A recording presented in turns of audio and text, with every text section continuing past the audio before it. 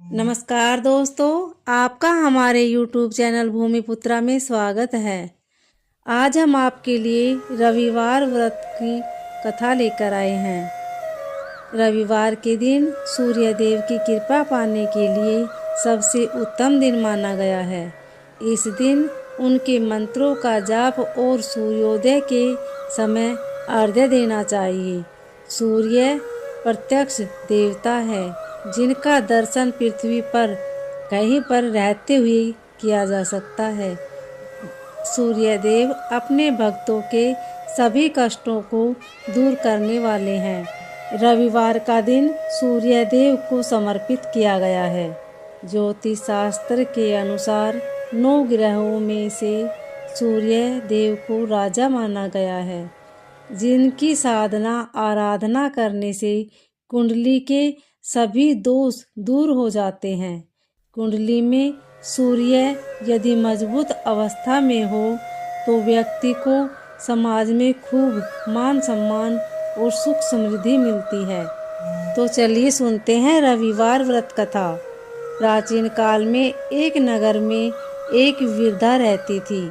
उसका नियम था कि वह हर रविवार घर आंगन गोबर से लीपकर भोजन तैयार करती थी और सूर्यदेव को भोग लगाकर ही भोजन करती थी।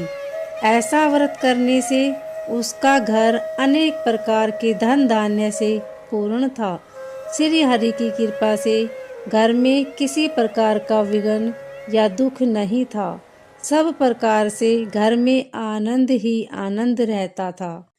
इस तरह कुछ दिन बीत जाने पर उसकी एक पड़ोसन, जिसकी गाय के गोबर वृद्धा लाया करती थी, विचार करने लगी कि यह वृद्धा सर्वदा मेरी गाय के गोबर को ले जाती है, इसलिए अपनी गाय को घर के भीतर बांधने लग गई। वृद्धा को गोबर न मिलने से रविवार के दिन अपने घर को न लीप सकी, इसलिए उसने न तो भोजन बनाया न भगवान को भोग लगाया तथा स्वयं भी उसने भोजन नहीं किया।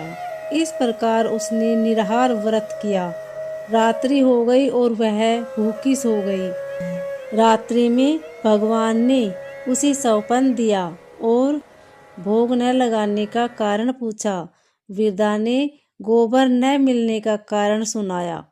तब भगवान ने कहा कि माता, हम तुमको ऐसी गो देते हैं जिससे सभी इच्छाएं पूर्ण होती हैं, क्योंकि तुम हमेशा रविवार को गो के गोबर से लीपकर भोजन बनाकर मेरा भोग लगाकर खुद भोजन करती हो।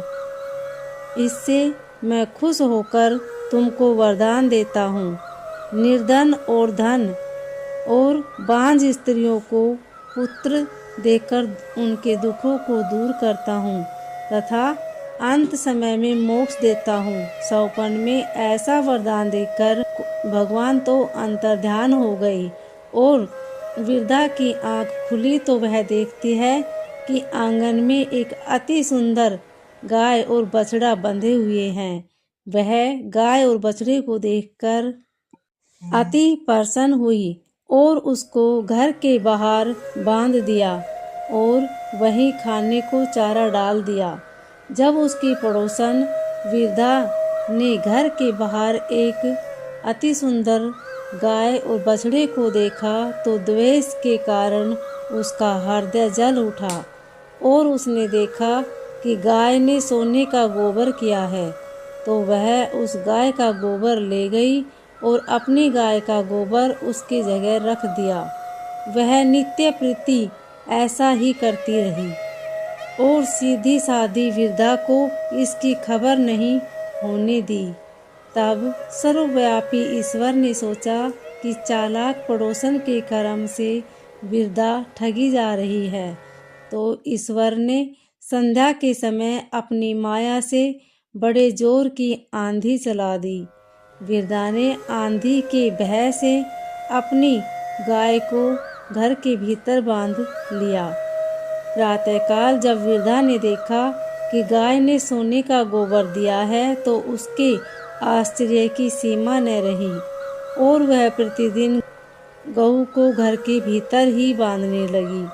पड़ोसन ने देखा कि बुढ़िया गऊ को घर के भीतर बांधने लगी है और उसका सोने का गोबर उठाने का दाव नहीं चल रहा, तो वह ईर्ष्या में जल उठी और कुछ उपाय न देख पड़ोसन ने उस देश के राजा की सभा में जाकर कहा कि महाराज, मेरे पड़ोस में एक वृद्धा के पास ऐसी गऊ है जो आप जैसे राजाओं के ही योग्य है। वह नित्य सोने का गोबर देती है। आप उस सोने से प्रजा का पालन करिए। वह वृद्धा इतने सोने का क्या करेगी? राजा ने यह बात सुनकर अपने दूतों को वृद्धा के घर से गऊ लाने की आज्ञा दी। वृद्धा प्रातः ईश्वर का भोग लगा भोजन ग्रहण करने जा ही रही थी कि राजा के कर्मचारी गऊ खोलकर ले गए। वृद्धा काफी रोई चिल्लाई, किंतु कर्मचारियों के समक्ष कोई क्या कहता। उस दिन वृद्धा गऊ के वियोग में भोजन न खा सकी और रात भर रो रो कर ईश्वर से गऊ को पुनः पाने के लिए प्रार्थना करती रही। राजा ने गऊ को देखकर बहुत प्रसन्नता हुई, लेकिन सुबह जैसे ही वह उठा, सारा महल गोबर से भरा दिखाई देने लगा। राजा यह देखकर घबरा गया। भगवान ने रात्रि में राजा को स्वप्न में कहा कि हे राजा, गाय वृद्धा को लौटाने में ही तेरा भला है। उसके रविवार के व्रत से प्रसन्न होकर मैंने उसे गाय दी थी। प्रातः होते ही राजा ने वृद्धा को बुलाकर बहुत से धन के साथ सम्मान सहित गऊ बछड़ा लौटा दिया। उसकी पड़ोसन को बुलाकर उचित दंड दिया। इतना करने के बाद राजा के महल से गंदगी दूर हुई। उसी दिन से राजा ने नगरवासियों को आदेश दिया कि राज्य की तथा अपनी समस्त मनोकामनाओं की पूर्ति के लिए रविवार का व्रत करो। व्रत करने से नगर के लोग सुखी जीवन व्यतीत करने लगे। कोई भी बीमारी तथा प्रकृति का प्रकोप उस नगर पर नहीं होता था। सारी प्रजा सुख से रहने लगी। उम्मीद है आपको यह कथा अच्छी लगी होगी। अगर अच्छी लगे तो वीडियो को लाइक शेयर सब्सक्राइब जरूर करें। कमेंट में ओम सूर्य देवाय नमः अवश्य लिखिए। धन्यवाद।